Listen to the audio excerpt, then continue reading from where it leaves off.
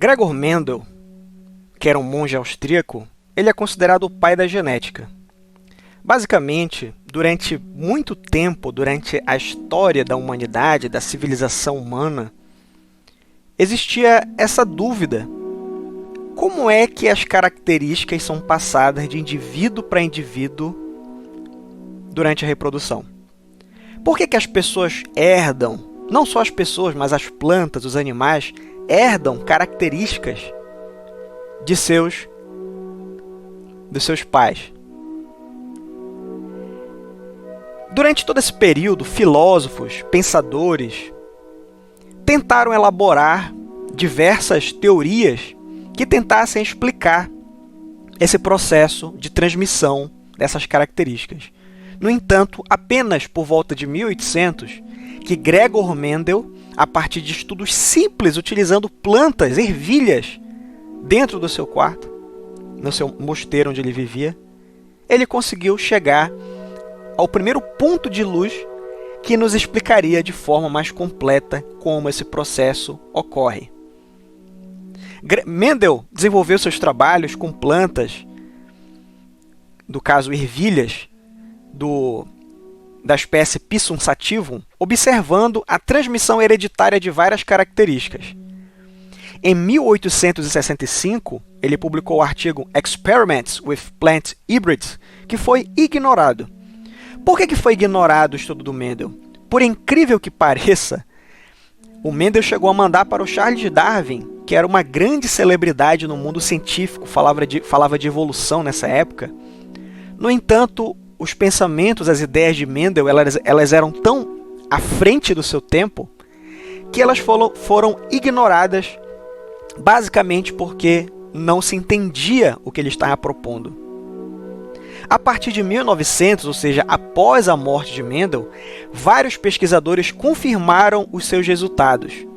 Suas duas leis, ou seja, a primeira lei de Mendel, que nós vamos fazer uma pequena revisão hoje, e a segunda lei, ainda hoje são base para os estudos em genética.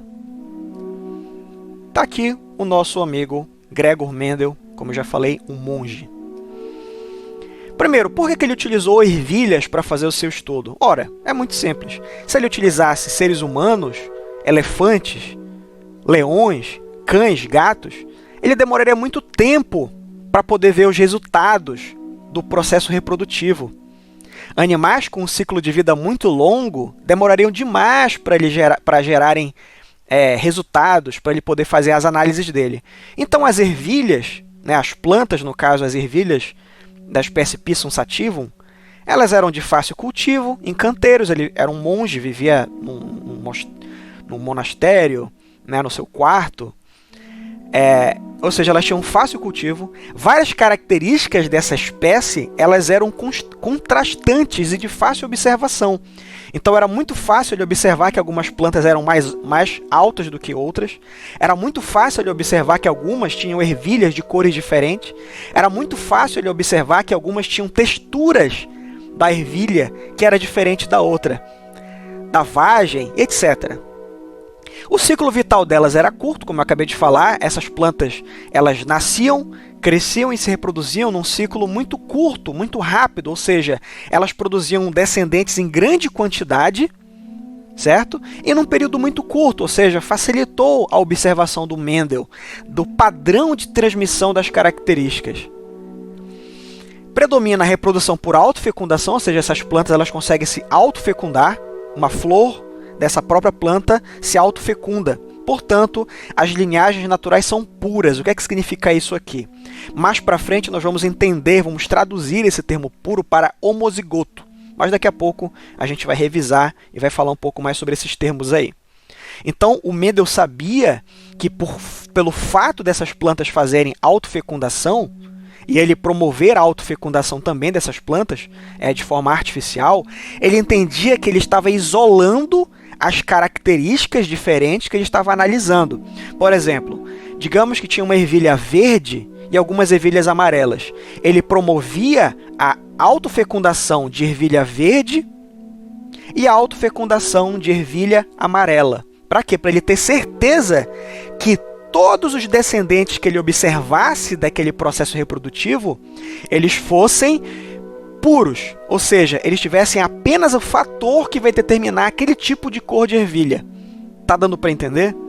Por exemplo, se a planta tem ervilha verde, ela só vai ter o fator, entre aspas, porque ele não sabia o que era um gene nessa época.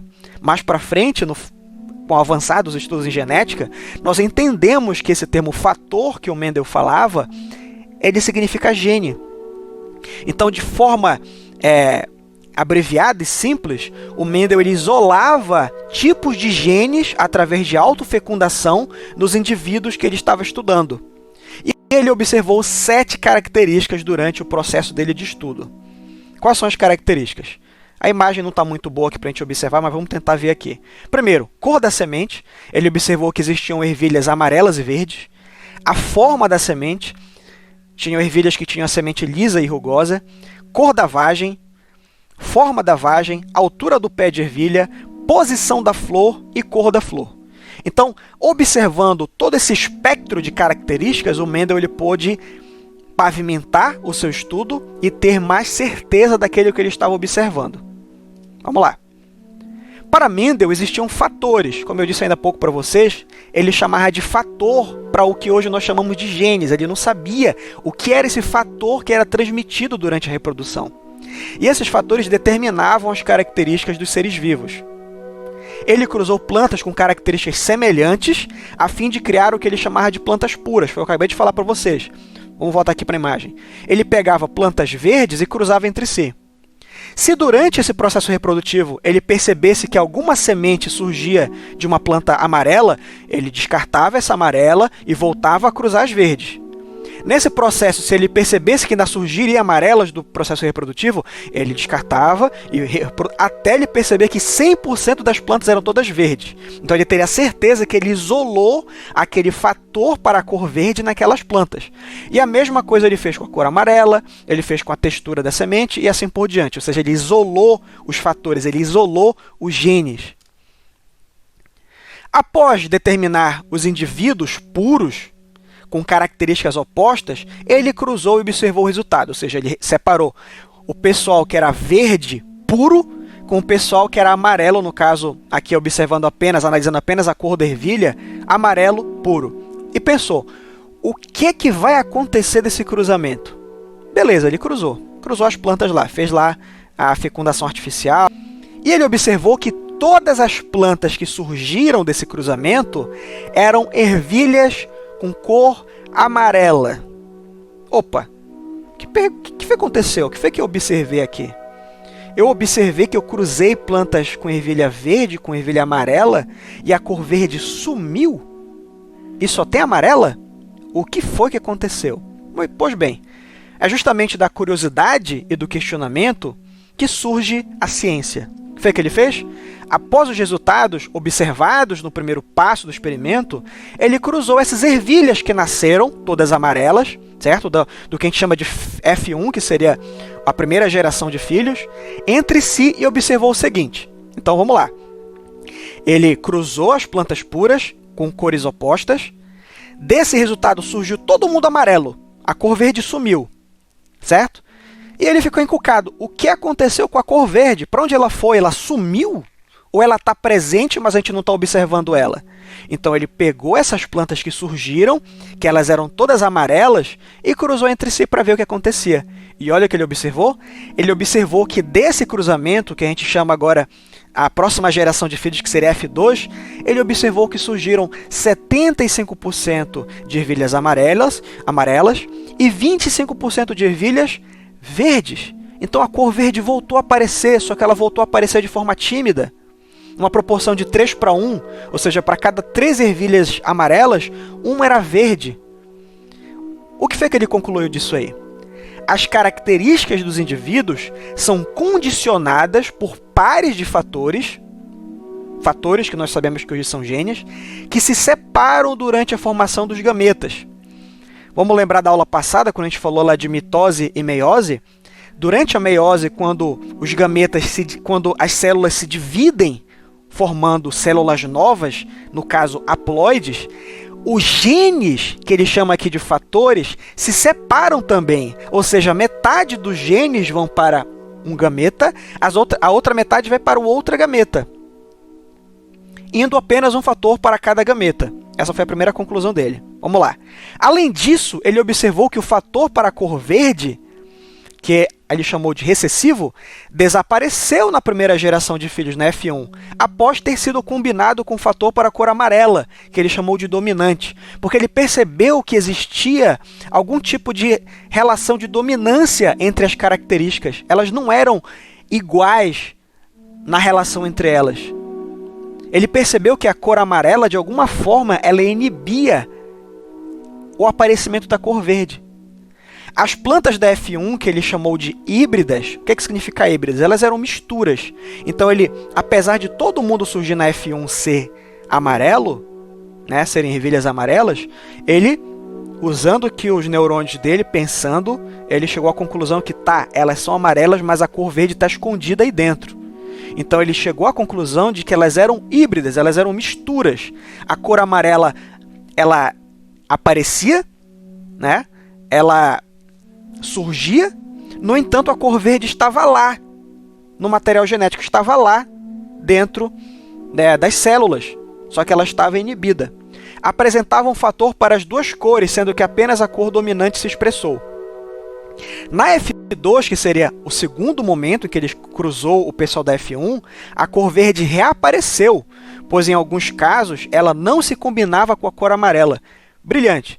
Ele matou o que aconteceu apenas fazendo uma observação simples, sem o uso de tecnologia, de microscópio e nenhum tipo de análise mais complexa de laboratório, e ele conseguiu determinar, ele conseguiu deduzir exatamente o que aconteceu.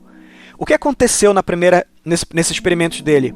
A cor amarela, ela domina, ela inibe a expressão da cor verde, só que a cor verde, na ausência da cor amarela, ela consegue se expressar. E foi isso que aconteceu aqui. Na realidade, o que ocorreu foi o seguinte. Vamos nomear os genes recessivos, ou seja, aqueles genes que têm dificuldade de se expressar, que não se expressam na presença do dominante. Vamos nomear eles com letras minúsculas, tá? Por convenção é feito isso em genética.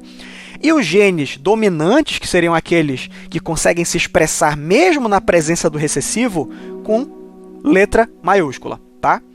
Quando o Mendel cruzou, no primeiro momento, as plantas puras amarelas, ou seja, apenas com genes dominantes amarelos, com as plantas verdes, né, com as ervilhas verdes, ele observou que o que aconteceu?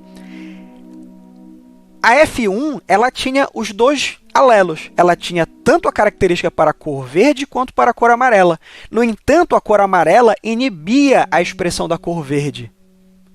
Quando ele cruzou essas plantas aqui de cor amarela resultantes da F1, ou seja, elas eram híbridas, que nós vamos passar a chamar daqui para frente de heterozigotas, certo? Ao cruzar, cada gene se combinou com um gene. Então, esse dominante se combinou com esse aqui, gerando uma planta pura amarela.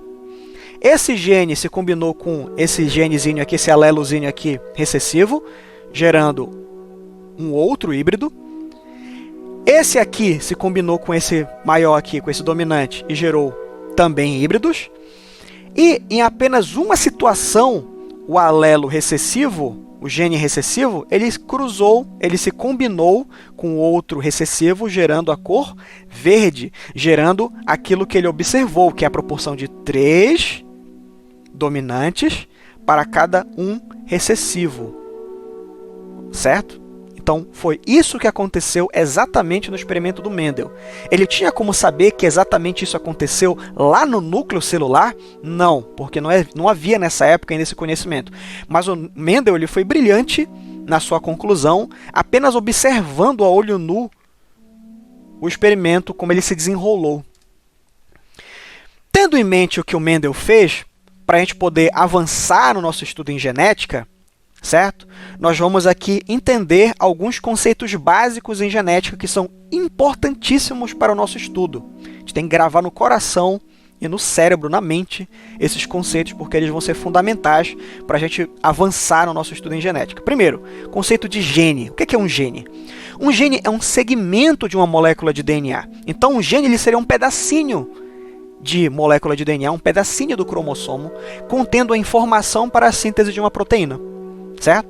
Que são justamente essas proteínas que vão determinar as características de cada indivíduo, a cor da nossa pele, do nosso olho, nossa altura, características psicológicas, inclusive. Loco gênico, ele é o local no cromossomo onde se encontra um gene, certo? Eu já tinha falado aqui um pouco sobre os alelos, como isso aqui é apenas uma revisão, vocês já estão acostumados com esse termo. Alelos são genes que ocupam o mesmo locus, ou seja, o mesmo local em cromossomos homólogos, tá?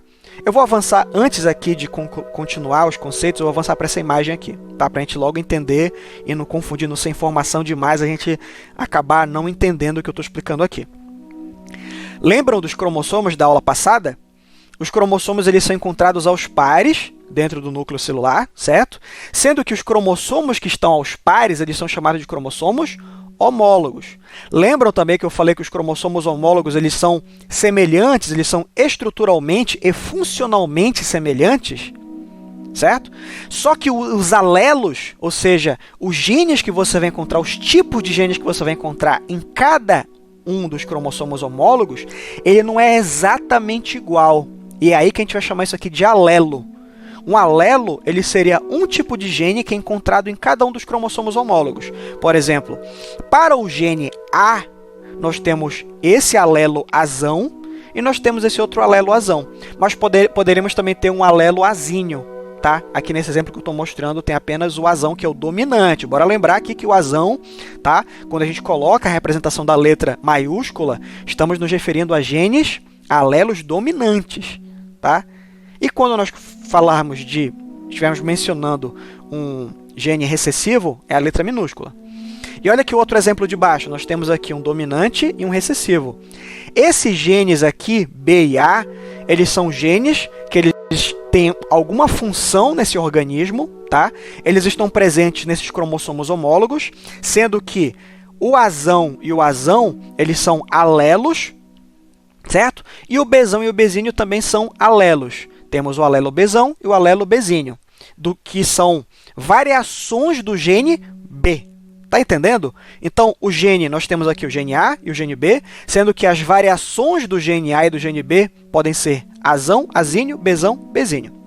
Tá? Vamos continuar aqui.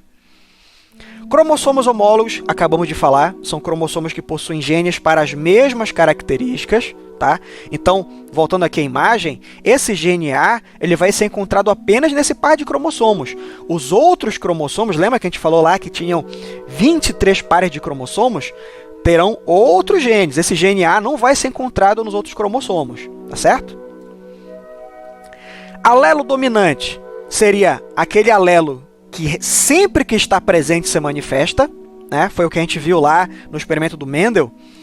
O alelo para a cor amarela, independente dele estar representado 2 vezes no código genético ou apenas uma vez, ou seja, junto com o recessivo, ele sempre vai se expressar, certo? E o recessivo é aquele que só se manifesta na ausência do dominante. Então, o dominante, se ele apareceu no código genético, ele vai expressar a característica dele. O recessivo, coitadinho, ele só vai conseguir expressar se o dominante não estiver presente, tá? Bora voltar para o nosso exemplo aqui. Azão, né, nós temos 2 dominantes aqui, e o Bzão, Bzinho, nós temos um dominante e um recessivo. Nesse exemplo aqui, a característica expressada pelo alelo dominante, ela vai aparecer porque ele está aqui em dupla dose, ele está 2 vezes aqui. E para esse gene B, ela também vai ser expressa, a do gene dominante. Por quê? Porque ele está na presença de um recessivo, tá? O recessivo não influencia a expressão do dominante. Já a característica do gene dominante não será observada no indivíduo. Ela estará no código genético, mas ela não vai se expressar, ela não vai aparecer. Por que ela não vai aparecer? Porque o recessivo só aparece quando ele está na ausência do dominante. Então, para esse bezinho se expressar, ou seja, a característica dele se expressa, deveria ser bezinho, bezinho, certo? Vamos voltar aqui. Então, genótipo, mais um conceito, genótipo. O genótipo ele seria o conjunto de genes de um indivíduo. Azão, azão, azão, azinho, azinho, azinho, bezão, bezão, bezão, bezão, bezão, bezinho, como nós vimos naquela imagem aqui. Então, esse conjunto de genes aqui, olha, o azão, azão, isso aqui é um genótipo, bezão, bezinho é outro genótipo. Então, o conjunto de genes de um indivíduo nós chamamos de genótipo. E o que seria o fenótipo? O fenótipo são as características observáveis de uma espécie, que são determinadas por genes e que podem ser alteradas pelo ambiente. Então, o fenótipo é aquilo que a gente observa na natureza. Seria a expressão do genótipo. O meu genótipo ele pode ser bezão, bezinho, mas o meu fenótipo ele vai expressar o quê? Ele vai mostrar apenas a característica do gene dominante. Exemplo de fenótipo, nós temos a cor do olho, no caso das ervilhas, a cor da ervilha, a textura da ervilha. Então, o fenótipo é a característica observável, aquilo que você vai ver, né? É aquilo que você vai observar na natureza, que vai ser, claro, também determinado pelo genótipo. No entanto, não apenas pelo genótipo, mas também pelo ambiente. Então, olha só essa lógica bem aqui. O fenótipo ele é igual ao genótipo mais as interações ambientais. Por que eu estou falando isso aqui? Porque não é apenas o nosso código genético que expressa o que nós somos. Nós também somos influenciados pelo meio, pelo ambiente onde vivemos. Certo? Uma pessoa, por exemplo, que tem a cor branca, a pele branca, se ela passar muito tempo vivendo num ambiente onde tem muito sol, se ela pega muito sol, é possível que com o tempo a cor da pele dela fique mais escura, porque o ambiente onde ela está inserida vai interferir, vai moldar o fenótipo dela, independente do genótipo, certo? Só que, claro, que existem limitações para isso, tá? Você não pode fazer com que um fenótipo seja alterado a tal ponto em que o genótipo e o fenótipo sejam opostos. Por exemplo, não tem como eu fazer com que uma pessoa de olhos verdes tenha olhos castanhos ou olhos negros, por exemplo. Uma pessoa de pele negra tenha pele branca ou vice-versa, ou de cabelo crespo passe a ter cabelo liso, claro, a não ser que seja artificialmente. Por que não? Porque existe um limite, existe uma plasticidade que é um limite para esse fenótipo. Ele não consegue ser alterado com relação ao genótipo infinitamente, indefinidamente. Existe um limite para isso, tá?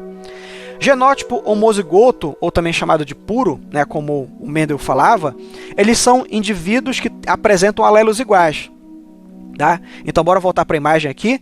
Isso aqui seria um genótipo homozigótico, isso aqui seria um genótipo heterozigótico. O que é que significa isso? Se você observar que o indivíduo tem alelos iguais, seja azão, azão ou azinho, azinho, ele é homozigótico. Se ele tiver alelos diferentes, ele é heterozigótico, tá? Olha aqui o exemplo. Homozigótico, azão, azão ou azinho, azinho. E heterozigótico seria o azão, azinho. Como eu já expliquei para vocês, seriam indivíduos que apresentam alelos diferentes.